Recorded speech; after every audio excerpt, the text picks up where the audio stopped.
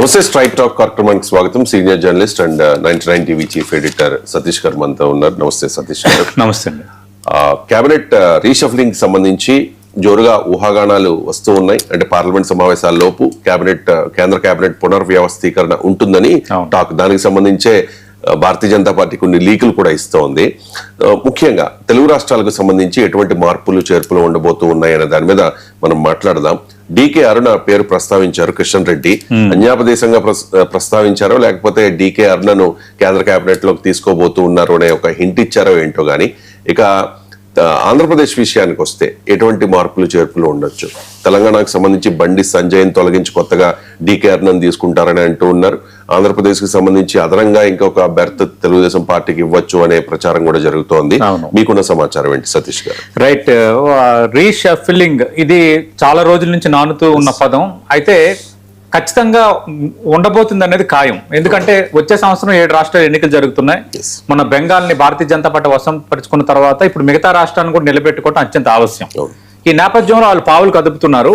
ఇప్పుడు ఏంటంటే కొందరు గవర్నర్లని, మాజీ గవర్నర్లను మళ్ళీ కేంద్ర మంత్రివర్గంలోకి తీసుకురావడం, కేంద్ర మంత్రివర్గంలో కొందరు సీనియర్లను గవర్నర్లుగా పంపడం, మరికొంతమంది కేంద్ర మంత్రులను పార్టీ అవసరాల దృష్ట్యా 7 రాష్ట్రాల ఎన్నికల నేపథ్యంలో వాళ్ళు కొన్ని బాధ్యతలు అప్పగించడం, ఇది ఒక క్రైటీరియాగా తీసుకుంటున్నారు. దీనికి తోడు ఇంట్రెస్టింగ్ ఫ్యాక్టర్ ఏంటంటే ఎన్డీఏలో భాగస్వామ్య పక్ష పార్టీలకు దాదాపు అందరికీ ప్రాతినిధ్యం కల్పించాలి కేబినెట్ లో. కేబినెట్ అంటే కేవలం కేబినెట్ మంత్రులే కాకుండా కేబినెట్ మినిస్టర్ సంబంధించి మన ఎంఓఎస్ అంటే మినిస్టర్ ఆఫ్ స్టేట్ బ్రాకెట్ ఐబైసి అంటారు, అంటే ఇన్ఛార్జ్, స్వతంత్ర హోదా ఉన్న మంత్రి. అలాగే ఎంఓఎస్ మినిస్టర్ ఆఫ్ స్టేట్. ఈ స్వతంత్ర హోదా ఉన్న మంత్రికి ఎంఓఎస్ కి తేడా ఏంటంటే స్వతంత్ర హోదా ఉన్న వ్యక్తి లైక్ కేబినెట్ మినిస్టర్ లాగా డెసిషన్స్ తీసుకోగలడు. అన్ని రకాల పవర్స్ ఆయనకి దఖలపరిచి ఉంటాయి. అందుకు ఈ విధంగా అందరికీ ప్రాతినిధ్యం కల్పించాలని ఒక నిశ్చయానికి వచ్చారు. సరే, ధర్మేంద్ర ప్రధాన్ తప్పిస్తారా, ఆర్థిక మంత్రిని తప్పిస్తారా, ఇవన్నీ మనం మాట్లాడుకుంటున్నాం. దేశవ్యాప్తంగా చర్చ జరుగుతోంది. అంతకు మించి 2 తెలుగు రాష్ట్రాలు అనేది మనకి ఇప్పుడు ఇక్కడ కాంటెక్స్ట్. మన 99 TV as a news channel గా, తెలుగు ఛానల్ గా ఈ 2 తెలుగు రాష్ట్రాలు ఏం జరగబోతుంది అనేది ఇప్పుడు ఇంపార్టెంట్. ఈ 2 తెలుగు రాష్ట్రాలకు సంబంధించి మీరు అన్నట్టుగా చాలా రకాల ఊహాగానాలు ఉన్నాయి. ప్రధానంగా ఎక్కువ మందిలో చర్చలో ఉన్న అంశం కేంద్ర పౌర విమానయాన మంత్రి రామ్మోహన్ నాయుడు తప్పిస్తారా లేదా. ఇక్కడ ఏంటంటే ఒక రకమైన చర్చ, తప్పిస్తారు, రామ్మోహన్ నాయుడు పనితీరు పట్ల కొంత ప్రధాన అసంతృప్తిగా ఉన్నారు అనేది కొంత ఇంటర్నల్ సర్కిల్స్ లో, ఏపీ పొలిటికల్ సర్కిల్స్ లో జరుగుతున్న చర్చ.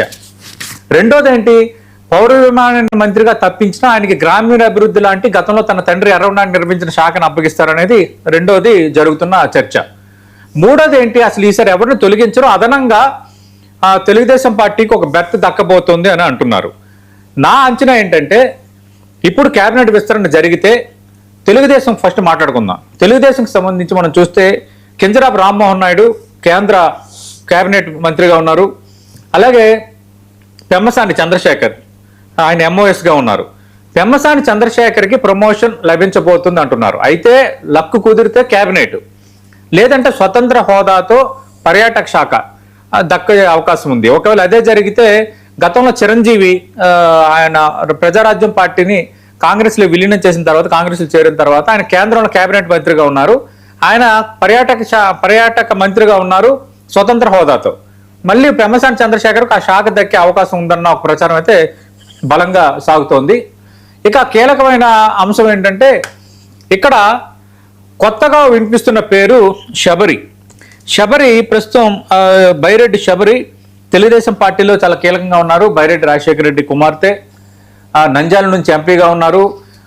అలాగే లోక్సభలో చాలా బలమైన స్వరం వినిపిస్తున్నారు, వెరీ వెల్ ఎడ్యుకేటెడ్.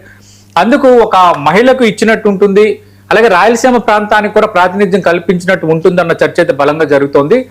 పక్కాగా చెప్తున్నా, క్యాబినెట్ రీషఫుల్ కనుక జరిగితే బైరెడ్డి శబరి క్యాబినెట్ లో ఉండబోతోంది. ఆమెకి ఎంఓఎస్ దక్కే అవకాశం ఉంది, ఒక మహిళ. అందులో రాయలసీమకు ఒక ప్రాతినిధ్యం దక్కే అవకాశం ఉంది.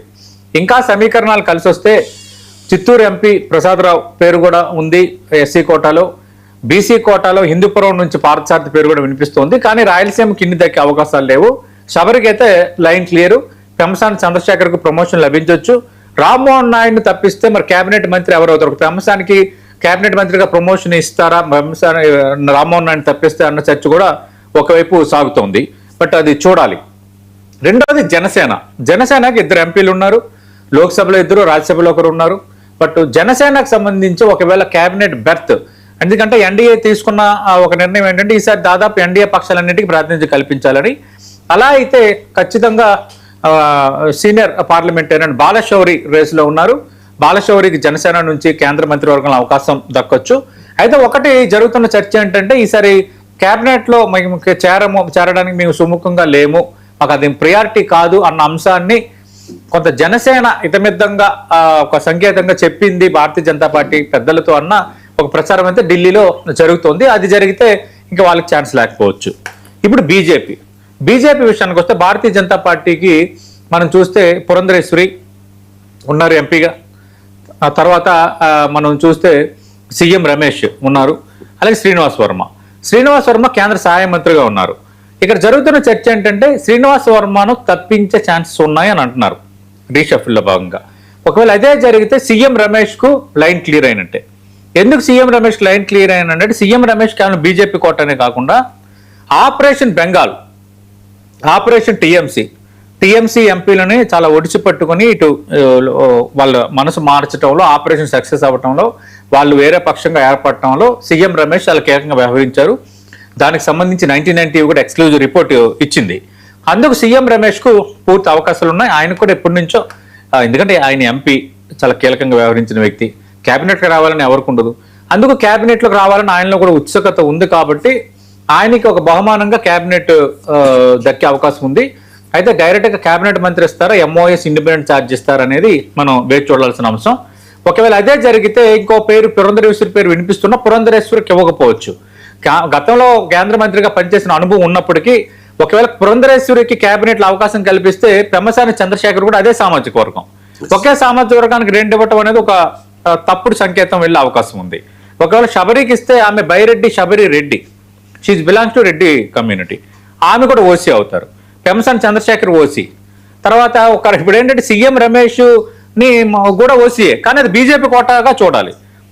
ఆయన వెలమ, ఓసీ వెలమ. అందుకు పురంధరేశ్వరికి అయితే ఛాన్స్ లేనట్టే. ఇక లైన్ క్లియర్ కట్ గా పెమ్మసాని చంద్రశేఖర్ ప్రమోషన్ లభించవచ్చు. రామ్మోహన్ నాయుడు ఉంటారా ఉండదు అనేది తేలబోతుంది. నా అంచనా ఏంటంటే ఇప్పుడున్న పరిస్థితుల్లో రామ్మోహన్ నాయుడు పూర్తిగా తప్పించే అవకాశాలు ఉండకపోవచ్చు. ఇప్పుడున్న పొలిటికల్ ఈక్వేషన్స్ లో భాగంగా శాఖ మారే అవకాశం ఉండొచ్చు. ఒకవేళ పెమ్మసాని చంద్రశేఖర్కి కేబినెట్ మంత్రిగా ప్రమోషన్ లభిస్తే అప్పుడు రామ్మోహన్ నాయుడు కొంచెం క్వశ్చన్ మార్క్ లో ఉండే ఛాన్స్ ఉంది. శబరి అయితే రావడం ఖాయంగా కనిపిస్తోంది. భారతీయ జనతా పార్టీలో కనుక మార్పు జరిగితే శ్రీనివాసవరం వచ్చే అవకాశాలు ఉన్నాయి. ఇప్పుడు తెలంగాణకు వద్దాం. తెలంగాణలో ఇప్పుడు మనం చూస్తే బండి సంజయ్ కేంద్ర హోంశాఖ సహాయ మంత్రిగా ఉన్నారు, ఎంఓఎస్గా. కేబినెట్ మంత్రిగా కిషన్ రెడ్డి ఉన్నారు. డీకే అరుణ పేరు ప్రముఖంగా వినిపిస్తోంది. She very colloquial to me, but ఆమె ఆ క్యాపబిలిటీ ఉన్న వ్యక్తి డీకే అరుణ.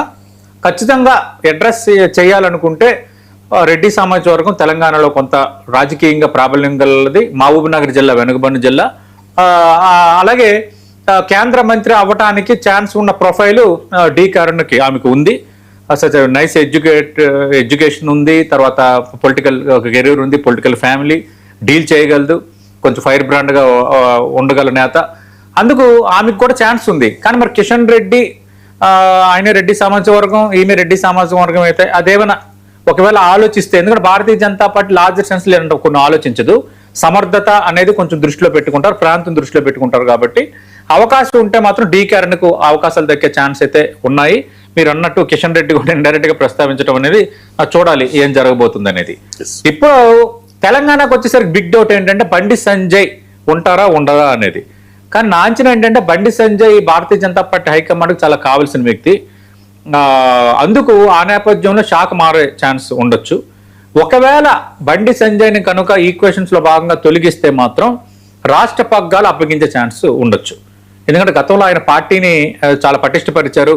ఒకవేళ ఆయన అధ్యక్షుడిగా అప్పుడు తొలగించారు, ఆయన కానీ కంటిన్యూ అయ్యి ఉంటే ఖచ్చితంగా ఆ కింగ్ మేకర్ అయ్యేది భారతీయ జనతా పార్టీ ప్రభుత్వం ఏర్పాట్లో అన్న చర్చ కూడా ఉంది. కాబట్టి బండి సంజయ్ని అయితే తొలగించకపోవచ్చు, అది క్లియర్.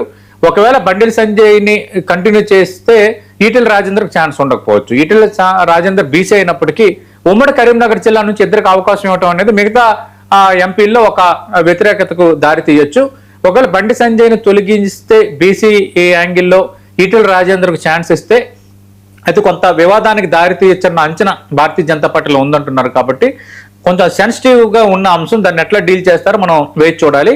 కానీ అక్కడ శబరి పేరు ఎలా వినిపిస్తుందో ఇక్కడ ఎంపీ నగేష్ షెడ్యూల్ ట్రైబ్ ఒక కేటగిరీలో ఖచ్చితంగా నగేష్ ఈసారి ఛాన్స్ దక్కే అవకాశాలు అయితే స్పష్టంగా ఉన్నాయి. ఇదైతే ఇప్పటి వరకు తెలంగాణ ఆంధ్రప్రదేశ్ సంబంధించి ఉన్న కేబినెట్ విస్తరణకు సంబంధించిన స్టేటస్. రైట్. ఇక తమిళనాడు రాజకీయాల గురించి మాట్లాడుకుందాం. అక్కడ స్టాలిన్